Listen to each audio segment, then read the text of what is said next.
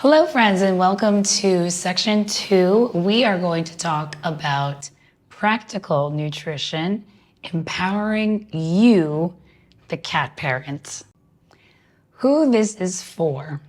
Have you ever felt the following? Fear you aren't feeding the right food, feeding too much, or feeding too little? Clueless on what your cat needs and doesn't need? Raw and whole prey feeding are going to poison your cat. Low confidence speaking to your vet about diet. Your cat is going to die from salmonella.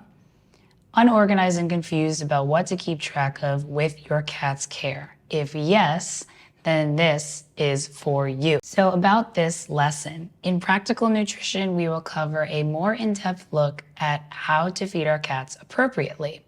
This will help you understand what your cat needs and, more importantly, what your cat doesn't need. This is the second section in my cat nutrition course, and we'll cover some truths and myths about feeding cats properly here.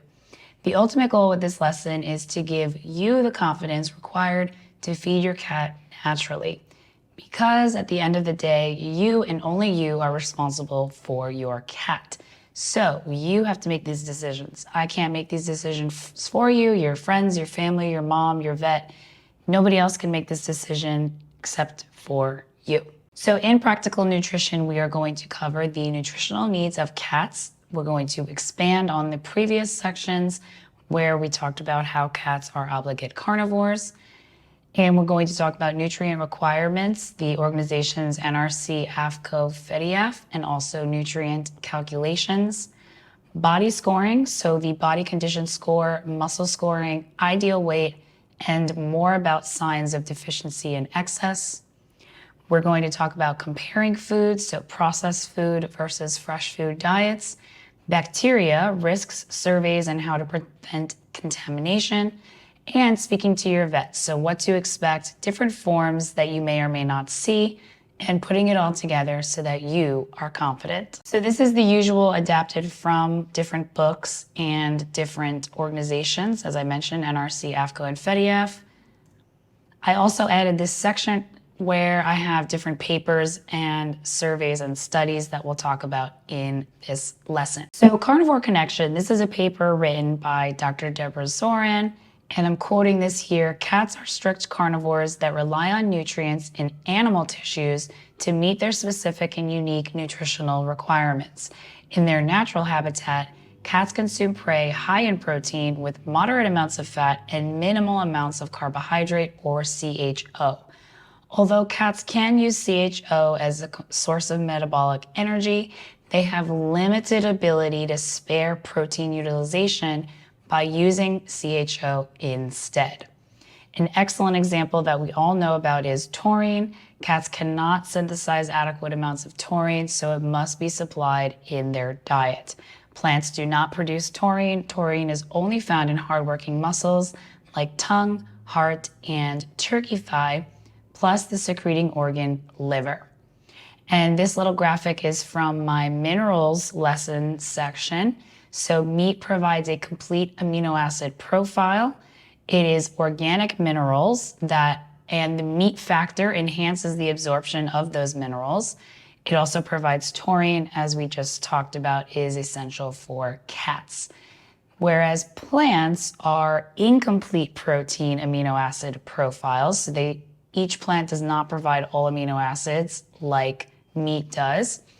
It would require inorganic mineral supplements because there are anti-nutrients which reduce the mineral availability, and plants do not provide taurine. More nutritional needs of cats. There are several nutrients that are essential to the cat's diet that are only found in meat. Additionally, cats require higher amounts of certain nutrients compared to other species. So arachidonic acid, this is a fatty acid. We covered this in the previous section. Cats lack adequate amounts of delta-5 and delta-6 desaturation enzymes needed to elongate and convert linoleic acid to arachidonic acid. So since they cannot convert it, they need arachidonic acid in their diet. Taurine, as we mentioned, cats are able to produce taurine from cysteine, but not enough to meet their needs. This is due to low enzyme activity and competition of precursors for the production of felinine. So again, taurine must be supplied in the diet.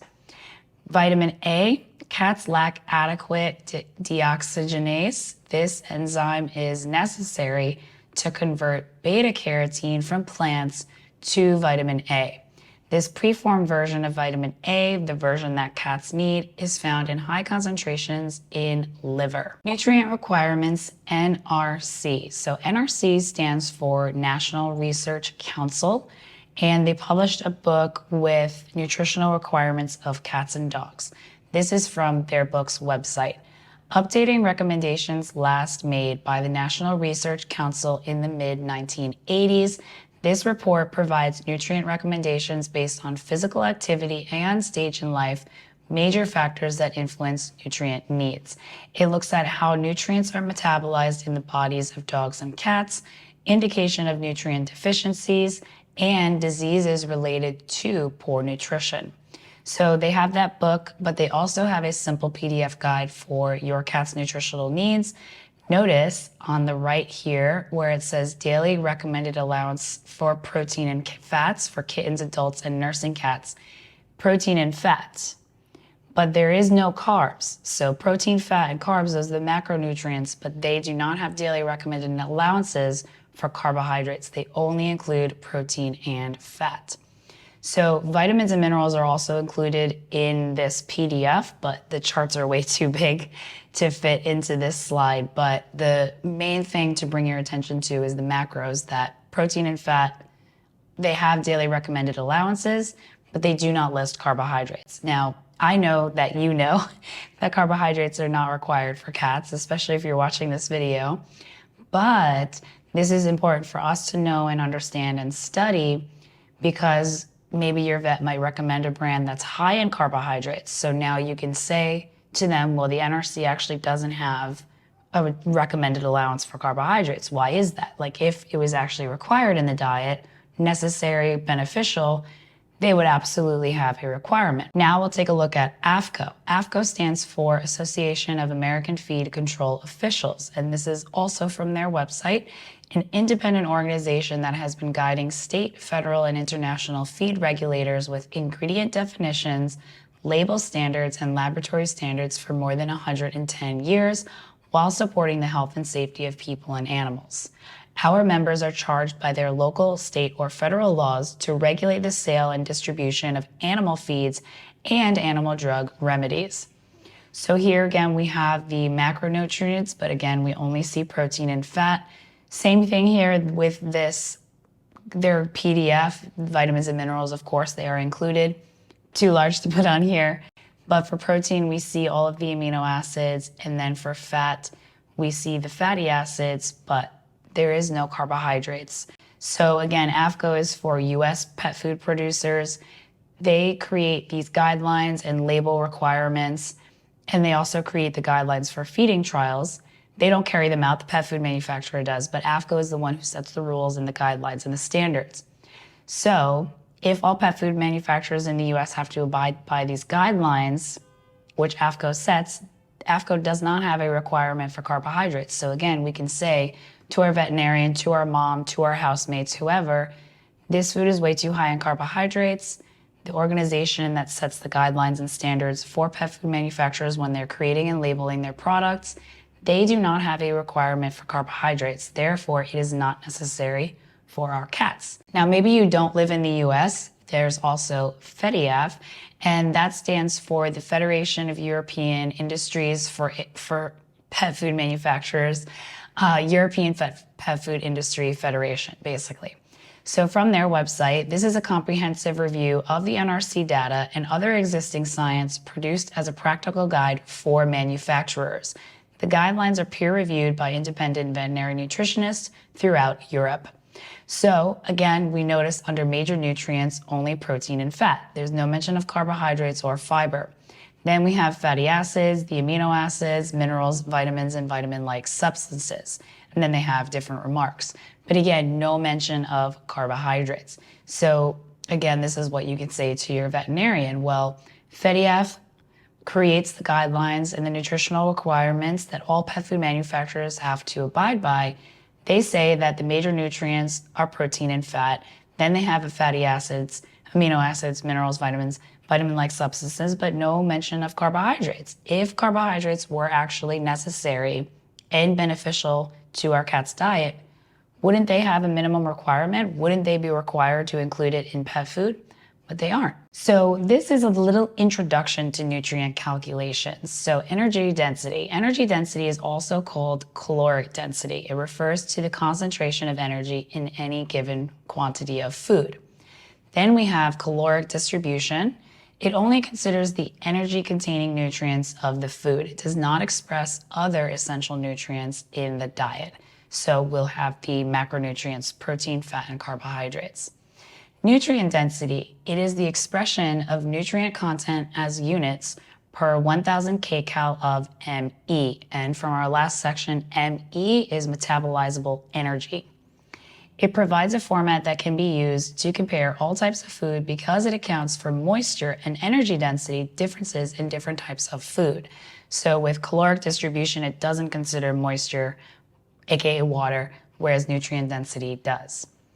Nutrients are expressed as grams per 1,000 kcal ME or as a percentage of the total ME of the diet. You'll see this on pet food labels in the guaranteed analysis section. Like it says crude protein minimum and then a percent. Remember, ME is equal to gross energy minus losses through digestion, heat, feces, and urine excretion. Atwater factors are used to estimate ME values for carbohydrate, fat, and protein. Human foods use Atwater factors of 4, 9, 4 kcal per gram for carbs, fat, and protein. So 4 for carbs and protein and 9 for fat. These numbers can be used to estimate ME of fresh food diets. However, for a low-quality commercial food with low digestibility, we're going to use modified Atwater factors of 3.5 for carbs and protein and 8.5 for fat. So you would take the guaranteed analysis numbers and multiply by each Atwater factor to get the approximate number of kcals that each nutrient provides. Use Atwater for fresh food, so 494, and the modified Atwater 3.5, 8.5, 3.5 for commercial dry and canned foods. So you just look at the guaranteed analysis, you take the protein percent, whatever that number is, multiply it by 4 if it's fresh food, 3.5 if it's dry or canned food, and so on. That will tell you approximately how many kcals are coming from protein in that food.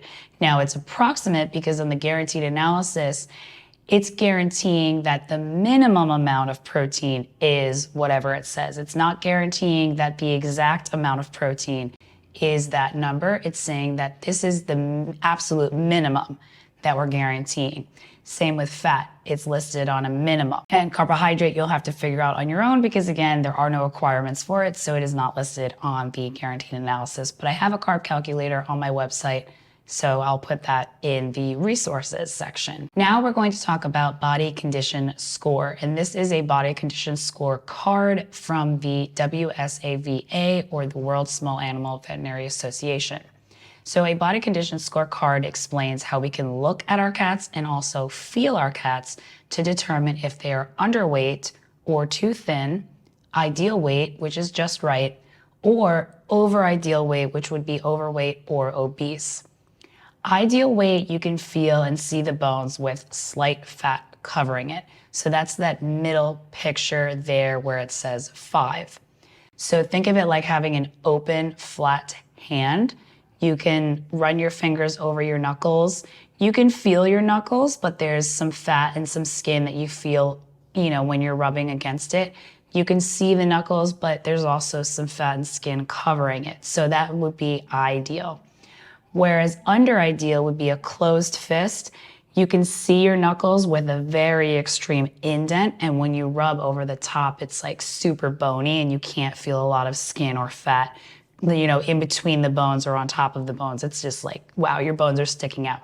So that would be too thin. Over ideal, you can't see or feel the bones at all. So too much fat covering. With the pictures on the far right, 7 and 9, this would be overweight, number 7, and obese, number 9. So the cat just kind of looks round. There's no clear indentation of the waist or the hips, and you can see a roundness on their tummy. You can tell that their primordial pouch is starting to fill up. So use this card and comment your cat's body condition score in the comments. I'm interested to hear what your cat lies in Jericho's at ideal weight. Then we have muscle condition score. This is also from the WSAVA. The muscle condition score helps us determine if our cats are lean and muscular as they should be. Muscle loss is typical when our cats get sick, so we use this plus the body condition score to assess our cat's health, wellness, and diet. We can see muscle loss even if a cat is overweight, and a cat can retain his muscle condition even if he's underweight. So that's why it's important to use both scoring methods during a wellness exam. Obviously, this is not a replacement for medical treatment, but it is something that we can do at home regularly to keep track of our cat's progress when we're changing diets or adding anything else to their daily lives. This is a great way to be preventive. So assessing your cat at home, maybe you notice something, then you can say, okay, now it's time to go to the vet, catch it early. So in these pictures, you'll see normal muscle mass, and they show you the points where you want to palpate, and a little image where you'll see skin, fat, muscle, bone. So with each picture, the normal one, you can feel, okay, there's some skin in them and there's some fat. Maybe along the bone, I can feel a little bit, on the specific points. When we're feeling around for body condition, you can feel the bone, it's there, but there's fat and muscle and skin covering it. Whereas with mild muscle loss, maybe you're going to feel the bone a little bit more, there's less fat. And with moderate and severe, you're going to feel the bone protruding out a lot. So there's no muscle covering those bones. For deficiency and excess, we are going to look at our cats visually. With eye color, we can check the membrane under the lower lid. This helps us determine if the cat is assimilating proper amounts of iron and other minerals. With the gums and mouth tissue, the mouth will show us if the cat is assimilating vitamins, minerals, and amino acids properly. Skin condition, our cat's skin indicates proper assimilation of protein, fatty acids, and proper amounts of fluids. So in this picture, this is a test that you can do at home to see if your cat is properly hydrated. Very lightly and gently pinch the scruff between the shoulder blades. There's extra skin there. You can pull up and then let go. And if it bounces back quickly, that means that your cat is hydrated. If it stays in a tent and takes a while to come back down, it is a sign that your cat is dehydrated, because those fluids help the skin's elasticity. For co-condition, it also indicates proper assimilation of protein and fatty acids. For energy level, our cat's energy and activity helps us understand how well he's assimilating vitamins and minerals. And for muscle tone, touched on this briefly with the muscle condition score, but this shows us proper assimilation of proteins, vitamins, minerals, and trace minerals.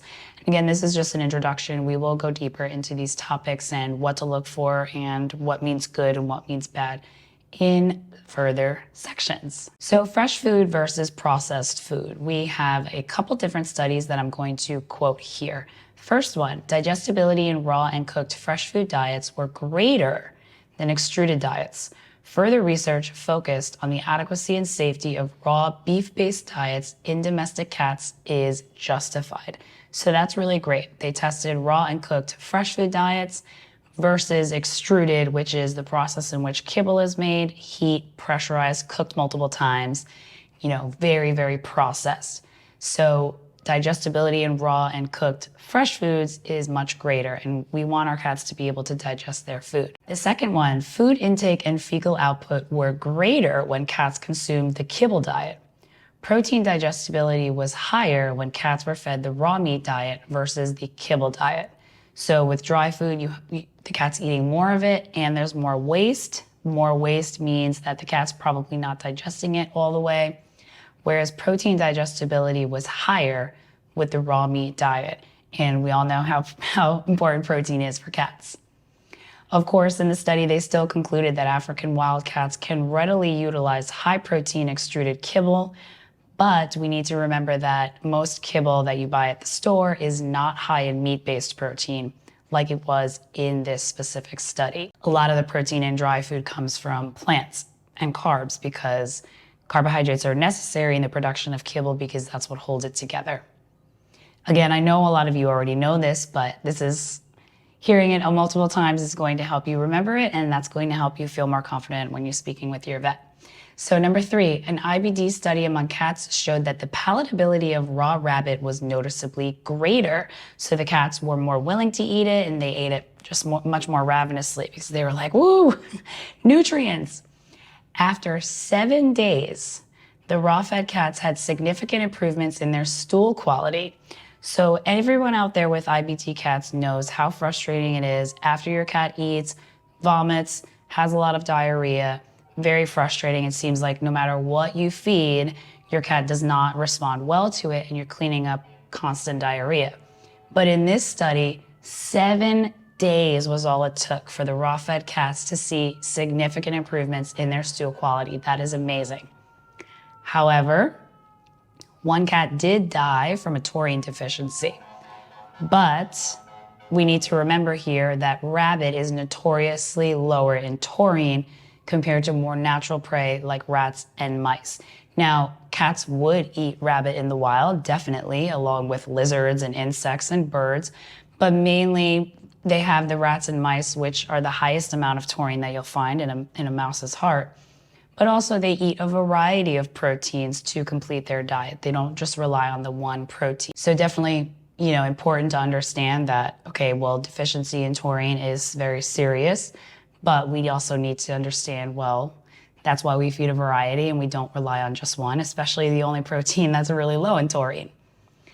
Number 4, commercial heat processed canned versus commercial frozen raw versus homemade raw concluded higher dry matter, organic matter, and protein digestibility was seen in 2 commercial raw diets compared with a heat processed diet. So again, we have more digestibility, which is great. We need our cats to be able to digest their food because then if they have a proper assimilation and digestion of their food and nutrients, they are going to be healthy. Now let's talk about bacteria. So the FDA, CDC, and AVMA, which is American Veterinary Medical Association, all advise against raw feeding due to potential bacteria contamination risk.